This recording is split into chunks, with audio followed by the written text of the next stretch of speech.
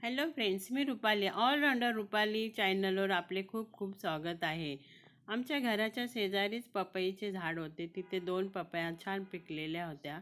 त्या आम्ही काढून घेतलेल्या आहे. चला आपण याची आता मस्त बर्फी बनवूया. ह्या दोन्ही पपया छान पिकलेल्या आहे. मी स्वच्छ धुवून घेतलेला आहे. आता आपण यावरील साल काढून घेऊया. छान पपई तयार झालेली आहे. मुलांना अशीच कापून दिले तर मुलं खाण्यास कंटाळा करतात. त्यामुळे मी म्हटलं आज आपण छान पपईची बर्फी तयार करूया.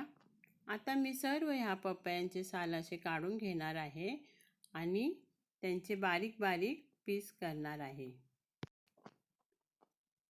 पपईमध्ये असलेल्या ह्या काळ्या बिया मी आता काढून घेतलेल्या आहे आणि मी यांचे बारीक पीस केलेले आहे. आता मी इथे कढई गरम करायला ठेवलेली आहे. त्यामध्ये मी 1 चमचा तूप घातलेला आहे.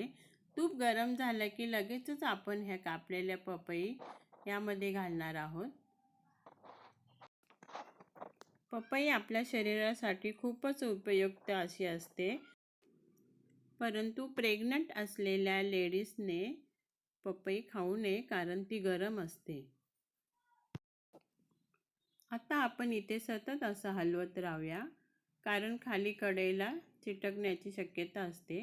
आता आपण यामध्ये अर्धी वाटी साखर घालूया. तुम्ही तुमच्या आवडीनुसार घालू शकता. त्यानंतर मी आता इथे झाकण लावून 5 मिनिटं शिजून घेणार आहे. त्यानंतर मी आता इथे 1 चमचा मिल्क पावडर घालत आहे. मिल्क पावडर घातल्यानंतर आपण असं सतत हलवत राहूया कारण मिल्क पावडरच्या गुठळ्या होऊ शकतात. आता हे पहा, एकदम मस्त असे आपल्या पपईचे काप शिजलेले आहेत. यामध्ये आपण वेलची पावडर घालूया. मी अर्धा चमचा घातलेली आहे. त्यानंतर पुन्हा आपण असं सतत हलवत राहूया. त्यानंतर आपण 1 चमचा तूप घालूया.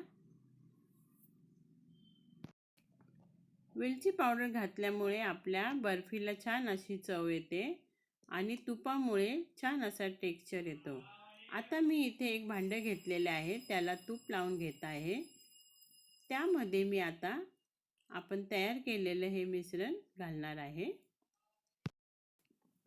सर्व मिश्रण मी आता ह्या केक भांड्यामध्ये काढून घेत आहे आणि स्पॅच्युलाने व्यवस्थित असं सेट करून घेणार आहे आणि मी हे 2 तासासाठी रूम टेम्परेचरमध्येच ठेवणार आहे.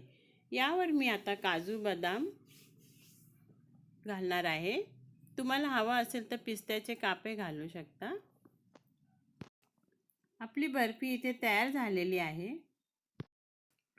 2 तास झालेले आहे. आता मी इथे सुरीच्या साहाय्याने असे बर्फीचे काप करून घेत आहे. तुम्ही तुमच्या आवडीनुसार छोटे मोठे करू शकता. मस्त अशी आपली पपई बर्फी तयार झालेली आहे.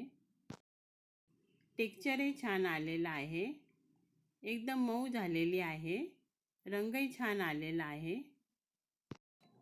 माझी रेसिपी आवडली तर माझ्या रेसिपीला लाईक, शेअर, सबस्क्राईब करा. बाय.